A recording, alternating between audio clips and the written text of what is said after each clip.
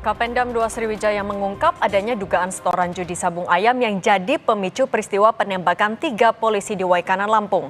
Kapendam menyebut saksi mengatakan adanya setoran yang diduga mengalir ke Polsek dan Koramil. Hal itu terungkap dari keterangan 2 anggota TNI yang diduga terlibat penembakan 3 polisi dan masih menjadi saksi. Menurut Kapendam, berdasarkan keterangan saksi ada uang setoran yang mengalir ke Polsek dan Koramil setempat. Kapendam tak menyebut soal jumlah setoran yang mengalir dari pemilik judi sabung ayam tersebut. Investigasi dalam kasus ini menurutnya harus memeriksa semua saksi termasuk dugaan keterlibatan polisi di kasus ini. Nah, dari keterangan saksi apakah betul ada setoran itu? Nilainya itu apakah betul seperti itu, Kapten? Baik rekan-rekan media, langsung saja yang saya persingkat aja nih. Kita sudah mempunyai anggota yang menyerahkan diri tangkap. Keterangan sementara dari saksi menyatakan memang ada ikatan komitmen itu, setoran gitu. Seperti mungkin saya sampaikan sebelumnya, ini sabung ayam ada duit, ya dibagi siapa? Ya keterangan saksi itu gitu. Ada duit dibagi. Tapi pun ini masih proses lebih lanjut. Oknum-oknumnya apa aja gitu. Mungkin lagi yang lain siapa aja, ya kita tunggu prosesnya. Duit dibagi ada, ya.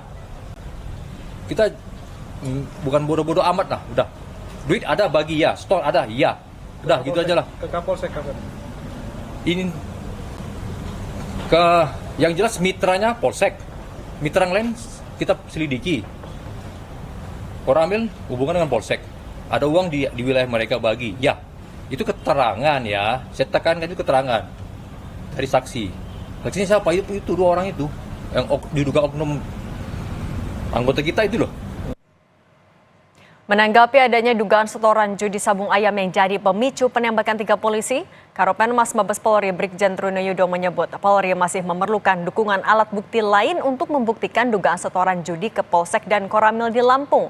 Hasil pendalaman nantinya akan diketahui lewat investigasi gabungan antara TNI dan Polri. Trunoyudo yakin investigasi gabungan akan berjalan secara profesional. Dalam suatu keterangan,